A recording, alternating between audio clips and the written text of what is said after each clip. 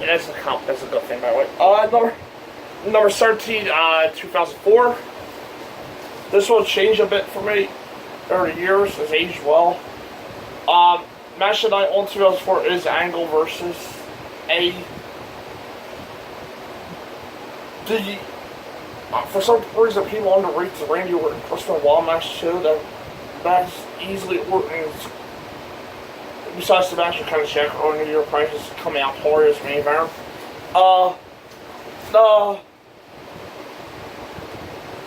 But of course, it holds up bad. You get a weird vibe though with the triple threat match between Batista, Trish Stratus, and Edge for the Intercontinental Championship. Because Edge is just come out as his big face in the draft, and Toronto just completely turned against him, which set the pace though for what Edge became known as and set his main event career as a regular superstar. Mm-hmm. But it's not.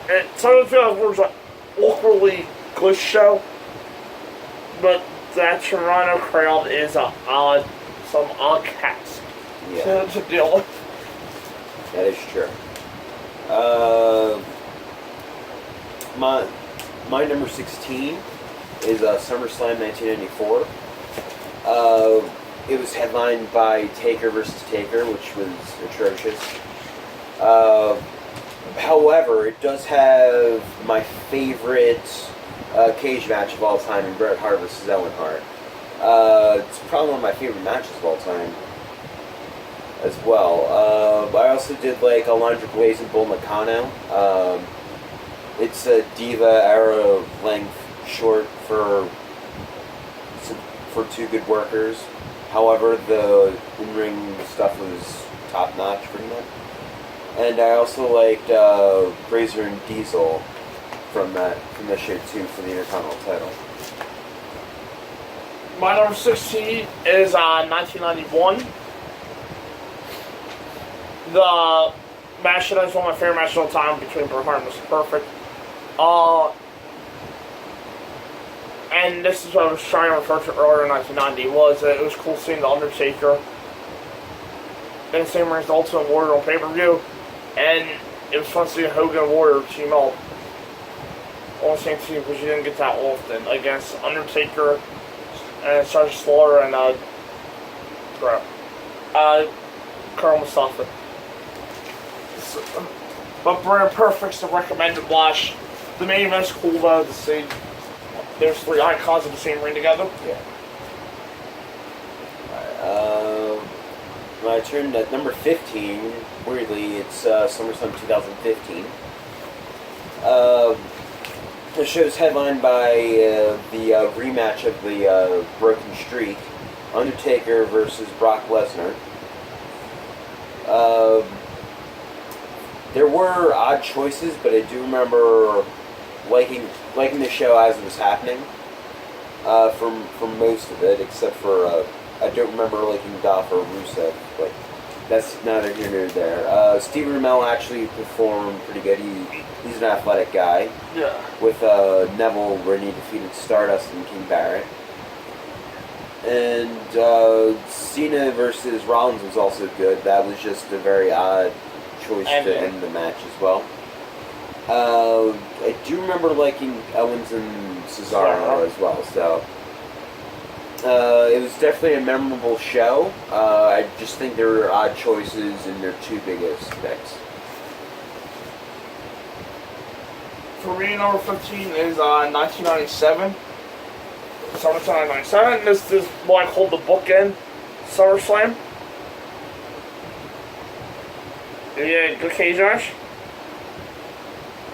Or great cage match. Underrated great cage match between Mankind and Triple H. You did third best match together between Bret Hart and Undertaker in the main event. And I think it's their only match together. Royal Rumble 1996. That's right, yeah. Which wasn't so good. They worked better to face heel style, not face to face. Two great matches here that are very strong enough to be great on the road to carry the show to number 15 for me, but sandwiched in between the middle is a whole bunch of stuff. Owen Hart and Stone Cold's pretty good too. All things considered. Yeah. The with a neck injury. But everything else in between those three is crap. So, but the two big matches are enough to lift it. Number 14 for me is SummerSlam 1997. Like he said, it was main evented by Taker versus Bret Hart, with Shawn Michaels as a special guest referee. And I think the stipulation was that if Bret lost, he would never wrestle in the United States ever again. And if Shawn didn't do the clean pin, he wouldn't wrestle in the United States ever again. That just led to a very fun story and very interesting match to watch. Again, another standout from that one for me as well is the cage match, which I think is actually underrated. Triple H and Mankind as well. And as Joe also said, the Austin and Owen Hart match is also pretty good for what it was.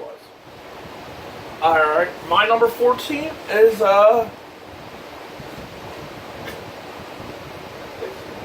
2005. This is where it starts to get tough. So listen. Around this area, yeah, it's a strong show. Eddie and Ray's a wacky storyline. Eddie and Ray. All things considered, excellent ladder match between two guys who literally knew each other in the back of their hand. Cena and Jericho always had chemistry from the moment Cena got called up to the main roster in 2002. They always had chemistry, those two, so that was a great match. Not by popular opinion, I know what I'm about to say, Hogan and Shawn is a great match for entertainment value. And that result don't matter. Being a total prick and overselling. And that result don't matter if Hogan won or not. Hogan winning wasn't going to stop Shawn Michaels' career. Shawn Michaels winning wasn't going to stop Hogan's career at that point, so that one don't matter. Hogan beating Orton a year after did hold Orton's momentum until Ray RKO. Yeah. There's a difference. Hogan beating Shawn was not going to do the damage. Didn't do no damage. Yeah, Shawn should have won because he was a full-timer, but look at that. It seems like the same complaints then are happening 12 years later, so. Just gotta get used to part-timers will more than go over on big events. It happened then too. You act like this is something new. It's just more frequent now. But, like I said, that match is good. Jericho Cena's great. Eddie and Ray's awesome. So that card, and you know what? Edge and Matt Hardy too, while not technically great because the match got cut short, did so much for the feud though. Yeah. With how bloody it was in that 4 minutes, that went 5 minutes. And then led to the awesome cage match on Forbidden 05, along with a pretty good ladder match on Royal Homecoming. Yeah. So, and as how personal that was good, and actually they did a great job with Benoit too. Reminiscent of Warrior and the Hunky's their Continental reign, but Hunky's reign was actually good. Orlando Jordan was a terrible United States champion and kicked off the show hot though, but Benoit put an end to that reign for the United States Championship. So, pretty good show, and that's like my number 14 pick. Number 13 for me is SummerSlam 1998. It was held in Madison Square Garden, and the main event was Stone Cold Steve Austin versus The Undertaker. That's pretty big. That's pretty big stuff right there.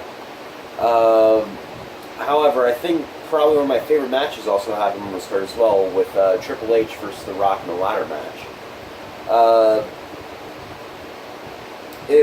The whole atmosphere of Madison Square Garden already makes a show worthy to watch, and they actually have a big draw in SummerSlam going into Madison Square Garden. I think it's definitely has to be somewhere near the top of the list of just memorability. My number 13 goes to 2014.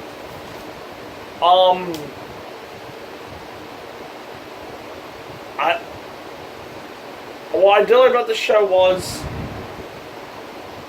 Brock is Cena, because I've never seen nothing like that at that point in time. Especially after John Cena. So of course that works. Dean and Seth have easily my favorite lumberjack match ever. They're probably only two great things on the show, but I'm not going to act like Stephanie don't exist. And the fact that it was Stephanie's first match in 11 years, and she carried Brie Bella to a fun match at SummerSlam where the right person went over. But Stephanie is a way better wrestler than Brie ever wished she could be. That was fun. I don't think Dolphin Miz is too shabby either for the Intercontinental Championship. Don't remember much else right now. Oh, Roman Orton is pretty good, so that's underrated. Yeah, it's probably the first of the SummerSlams in recent memory that started with these stacked cars. The top to bottom, the car's pretty stacked, and then once they hit Brooklyn in 2015, is when things started to change. Yeah, how stacked they become. So, my number 13, 2014. Number 12 was actually the year I was born, SummerSlam 1991, as well as someone else in this room. Someone else in this room wearing a pink shirt. Right. Yeah. The match was headlined by Hogan and Warrior versus Sergeant Slaughter, Colonel Mustafa, and General Adnan. He talked about it earlier that it was just cool seeing Hogan and Warrior in the same ring on the same side, fighting the same guys. Funny enough, there's the one before I mentioned where it's Madison Square Garden. This is Madison Square Garden as well, and probably one of my favorite matches that happened there is Bret Hart versus Mr. Perfect. I think that should be on a list of matches as a wrestling fan that you should definitely watch, because that is a fantastic match. Mm-hmm. And there are also for some reason I do also remember liking Virgil and $1 Million Man. I don't know. The story's good with that. I couldn't tell you why, but I was just drawn to it and just had to see it. Maybe it was also sharing the outside as well. And isn't this the one with the Mountie getting burned in jail, which is kind of hilarious? Yeah. So it's moments like that, and with the early '90s cheese, and just the big atmosphere in Madison Square Garden just helps it being a favorite. My number 12 also happened in Madison Square Garden on the Highway to Hell, 1998. I remember the build-up for this one vividly. He said the build-up strong enough to lift this, which is what this list was originally based on. The build-up strong enough. Undertaker and Wilson is a great match, considering Wilson broke his jaw. Wait, Wilson broke his jaw. Oh, the leg jaw from table. That's a great match. Rock and Triple H, one of the best ladder matches of all time. And for me, I would say the Rock's coming out party. The proof he's a main eventer. Because no less than 3 months later from our series, he wins the WWE Championship for the first time. The Madison Square Garden's automatically going to lift the show, being in New York.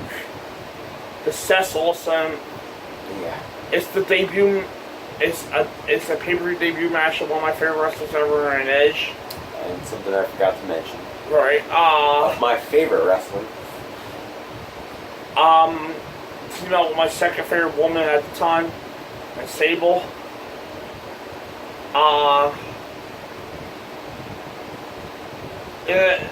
This is really for build-up, and the theme song and the theme is still stuck in my head. Yeah. And the poster too, which is pretty much also Undertaker, like a Godzilla movie, Godzilla King Kong movie, tearing apart New York City as monsters. So that's my number 12. Alright, now for my last of the non-top 10s, I'm going to go with the second SummerSlam, 1989. This was actually surprisingly a good show. For me, I remember I really enjoyed it. The Brainbusters versus the Hart Foundation opened up for their tag match. I probably should have started with the main event first, though, because that's also a tag match. in Hogan and Beefcake versus Macho Man and Zeus. I remember being okay. Zeus I didn't think got in the way. I don't think he did much, but I don't think he got in the way. And Macho Man did most of the work. So, Right. and I think my favorite match, if I remember correctly, was Ultimate Warrior versus Rick Rude, which Yeah. they really had a surprising rivalry, those two. Yeah, the chemistry between them, yeah. And I also remember liking Rick Martel and the Rougeaus versus Tito Santana and the Rockers. And I remember as well Mr. Perfect and the Red Rooster being a fine match as well. For me, just to sell the top 10 at number 11, 1994. Bret Owens cage match does a lot for me. It's also my second SummerSlam I ever seen. The cage match is the best cage match of all time, in my opinion. It's one of my favorite matches of all time, too. The past earlier, Razor and Diesel. It's a great match for the Intercontinental Championship. Alondra and Volcano before their time in WWE. Definitely put on a nice little clinic for the Women's Championship. Earl, and I don't know how you can hate Leslie Nielsen trying to sell the mystery of the Undertaker. Case closed. While waiting to close out SummerSlam. And that's it for this case. Now we're into our top 10s. Alright. Start off the top 10. For me, it's I started over by saying WrestleMania. SummerSlam 2005. It was headlined, as you said earlier, by Hulk Hogan and Shawn Michaels, which is weirdly entertaining. Just seeing Shawn Michaels being a total prick and overselling Hogan for being a total prick. It was also hilarious to see Benoit destroy Orlando Jordan. Because, Benoit can totally outclass Orlando Jordan in 30 seconds as well as 30 minutes. I do like the continuation of the Edge and Matt Hardy stuff.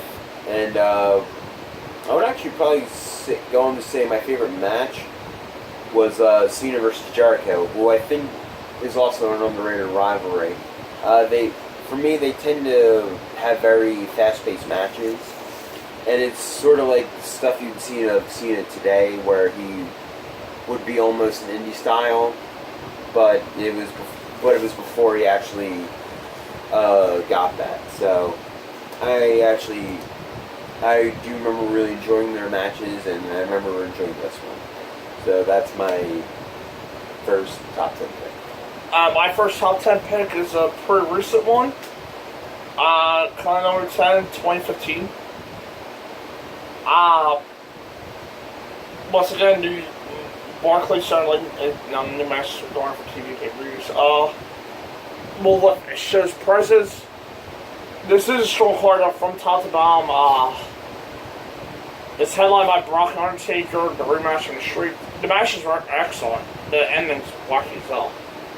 But I did enjoy the match because I did enjoy the build too for that, with the brawl that Brock and Undertaker had for the arena, the Night of Battleground 2015, so all that.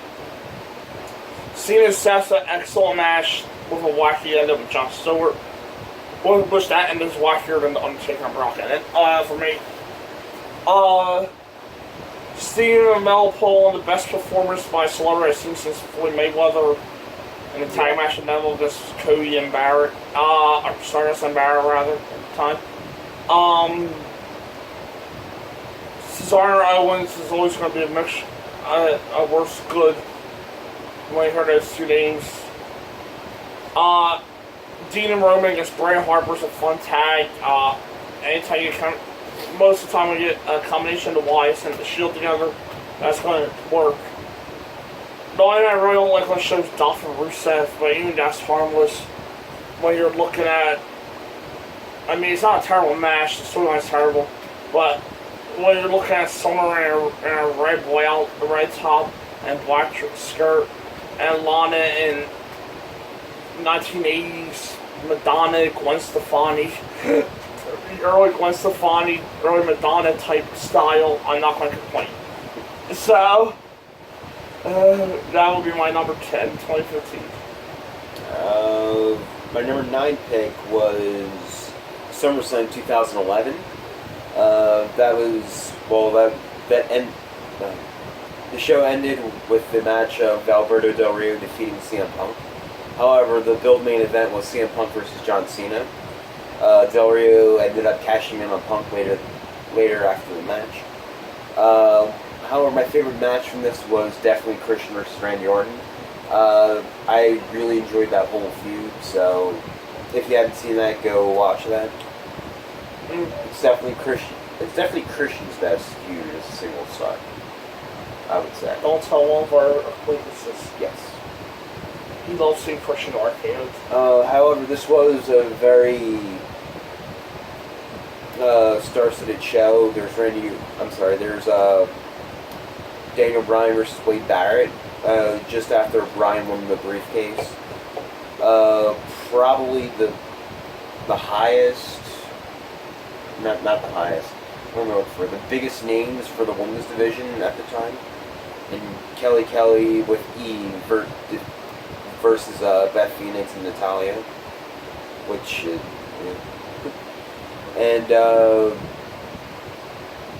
I do remember really like the opener of Kofi, Morrison, and Ray versus Del Rio, Miz, and Truth as well. The only thing that really soured me was where this show's ending ended up actually going for WWE, where it actually ended up switching over to Kevin Nash versus Triple H. So it probably should. It could be higher, but that's probably why it holds back for me. My number 9 will go to 2000. SummerSlam 2000. It's an excellent card. The TLC match is honestly match of the night. TLC 1 between the Hardys and Christian and Bentley's. But like I said, lastly, the decision's a little sour with me. Because I don't feel like Edge and Christian need that one. You're right in the Hardys' hometown, or backyard at least. You could go into them and say, since they won the belts anyway in the cage match in Philly at Unforgiven.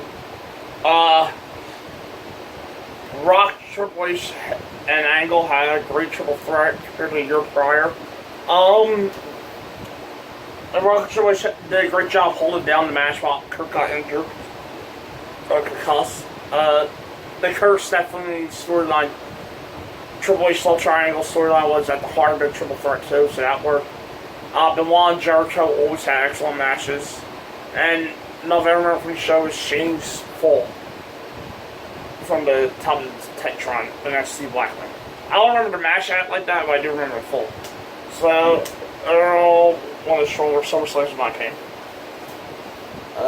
My number 8 is, I probably wouldn't put it this high, but it had a special place since I was there. It was 2016. I was there with yours truly over here. I think that's me. And like you said earlier, it was a very fun time going there, and I had a lot of fun at the show. It was main evented by Brock Lesnar and Randy Orton. However, the standout match for me is definitely John Cena versus AJ Styles. That probably is my favorite match I've seen live. I also actually did really like Sasha and Charlotte as well. I thought that was also up there, as well as Seth and Finn. Yeah, I just had a fun time last weekend, and personally, that's why I put it up as high as I did. It's a purely selfish list, so my favorite's not yours. Get over it. My number 8 is 2003. Promo series this past that earlier. Yeah, the booking decision is bad. I did watch this one recently, so I like 96. It might be a little more favored. The story might be a little more skewed. because of rewatch recently. The Chamber's not as bad as it was back in the then. Brock and Angle's excellent. The Fatal 4 for the United States is excellent. Strong show for a strong period on the SmackDown side of things at the time. Roll got lucky with the Chamber, but we'll put it like that. SmackDown held the fourth down though on the card. My next pick, which is number 7, for me is SummerSlam 1992. This was headlined by the British Bulldog versus Bret Hart for the Intercontinental title. Again, probably one of my favorite matches. Bret, it seems to be a pattern with him, with me, in the early 90s, especially at SummerSlam. This show just had a lot of big atmosphere. It was in Wembley Stadium with 84, 83. 3,000. Yeah. Just a lot of people in London who are naturally rabid fans anyway, and created a big atmosphere. And the big stadium also did a lot with a lot of long entrances. Like I remember for the longest time seeing clips of the Legion of Doom riding down motorcycles, which I thought was really cool at the time. I also remember seeing clips of Shawn Michaels and Undertaker and Bret Hart and British Bulldog entering these. I didn't get to see this show fully until I became an adult, and I thought it was it's one of my favorite SummerSlams, which I put it at number 8 for that reason. I also really enjoyed the Ultimate Warrior versus Macho Man Randy Savage as well. It doesn't end in a clean finish, but I had a lot of fun with the match, and it's one of the reasons why I put it at number 8. I believe that number was 7. Number 7. My number 7 is SummerSlam 2011. Same reason as Pat reiterated a few moments ago. It's just that I guess I just like that a little bit more. There's not a difference. The one I said Orton versus a great match. Brian Bauer's good. Punk and Cena, of course. Yes. 6-man tag opener is awesome. If they didn't end what they ended with, if they didn't do what they did, the SummerSlam is probably arguably a top 5 SummerSlam. Yeah. My next pick is at number 6 is SummerSlam 2000. I remember growing up, this was probably one of my favorite SummerSlams. It ended up being main evented by The Rock versus Triple H versus Kurt Angle, which is still a fantastic match. I remember loving it then, still love it now. And it also has one of my favorite matches in the first TLC, Edge and Christian versus the Hardy Boys versus the Dudley Boys, which my favorite tag team won, Edge and Christian. That's why I don't look at it that badly. And plus we still ended up getting that awesome steel cage match the next month anyway. And also I do have the mental image of Shane falling 70 feet off the stage. It was probably more like 30 or 50 feet, but it could have been 100 feet to me when I was a little kid. And that's just one of those moments where I was just like, oh my god, this is awesome. And yeah, I truly feel this SummerSlam is really awesome. My number 6 is 2009, SummerSlam 2009.